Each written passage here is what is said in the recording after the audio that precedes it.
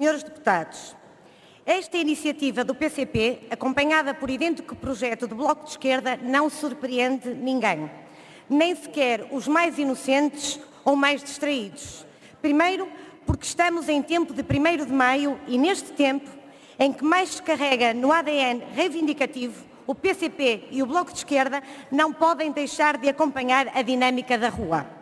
Faz parte da coreografia política e dos manuais de como fazer política apenas para eleitor ver.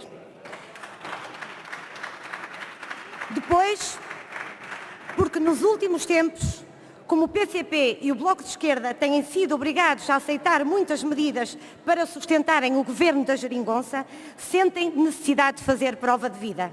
Tentam mostrar que têm vida própria, que têm iniciativa autónoma e que batem o pé ao PS e ao governo. Mas, senhores deputados, tudo isto e somado, este debate não passa de um exercício de duas realidades. Por um lado, reafirma a constante competição política que sempre existe entre PCP e Bloco de Esquerda. Um apresenta um projeto, o outro não perde tempo e apresenta um projeto semelhante. Por outro lado, ambos fazem tudo para secundar a velha máxima segundo a qual é preciso que algo mude na forma para que na substância tudo fique na mesma. É exatamente o que fazem PCP e Bloco de Esquerda. Apresentam aqui projetos de lei para que no final, devidamente recusados, tudo permaneça cordialmente na mesma. Esta é a única leitura política deste debate. Mas mais do que isso, senhores deputados, esta é a hipocrisia da atuação política dos partidos mais à esquerda da Geringonça. Fingem, esbracejam, sobem os decibéis e fazem de conta tudo para tentar distrair. E apenas para tentar distrair e disfarçar, porque não lhes resta outra opção senão ficar à mercê daquele que vier a ser a vontade do Governo que apoiam nesta matéria da contratação coletiva. Senhor Presidente, senhores deputados, para além da leitura política, o tema que aqui nos ocupa, a questão da contratação coletiva, tem uma história que importa recordar. A história começa em 2011, com um memorando de entendimento assinado pelo Governo Socialista e pela Troika. Depois, a história mostra-nos um amplo diálogo social. Tudo o que o PCP e o Bloco de Esquerda querem agora rasgar teve origem num acordo de concertação social em 2012, celebrado pelo Governo PSD-CDS. É certo que estávamos num tempo da Troika. É verdade que o memorando de entendimento assinado pelo Governo de José Sócrates apontava no sentido desta reforma. Mas não é menos certo e verdadeiro que esta reforma foi precedida de um amplo debate em sede de concertação social, legitimada por um amplo e importante acordo celebrado com os parceiros sociais. Ou seja, PCP e Bloco de Esquerda não querem respeitar a concertação social, não querem valorizar o papel dos parceiros sociais. PCP e Bloco de Esquerda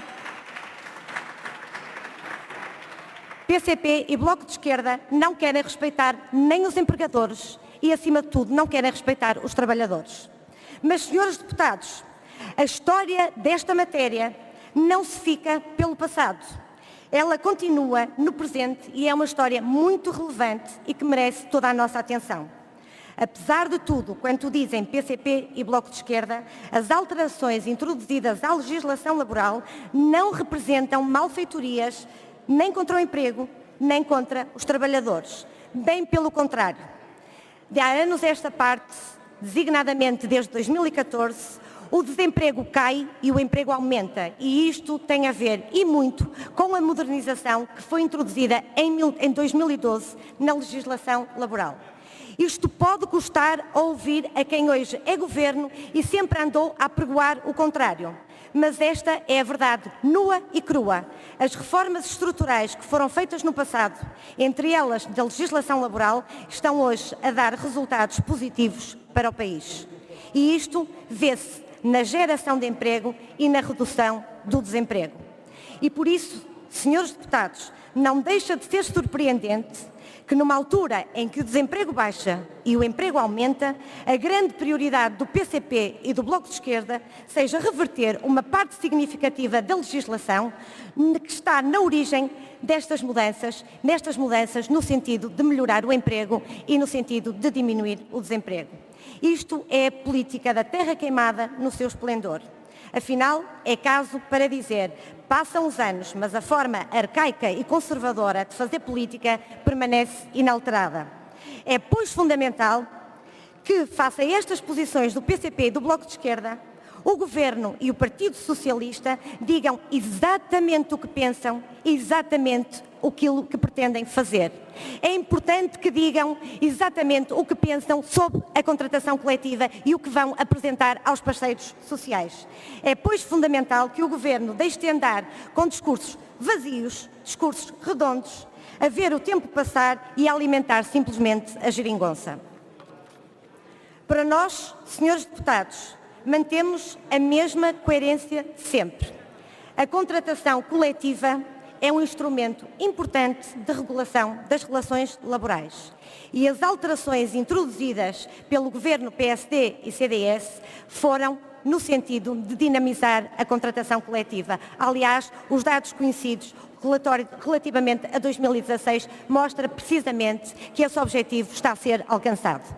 Revogar aquilo que anteriormente se aprovou em sede de legislação laboral seria trágico para o país e péssimo para o investimento, com todas as consequências negativas que daí adviriam, quer para o emprego, quer para os trabalhadores. Não alinhamos na visão retrógrada dos que só sabem olhar para trás e dos que há muito pararam no tempo.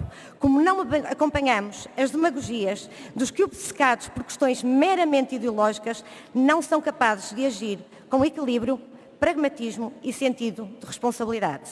Hoje, como sempre, no Governo como na oposição, pautamos-nos por princípios e convicções. Por isso, hoje, como no passado, somos defensores dos princípios do diálogo social e do superior interesse nacional. Muito obrigada.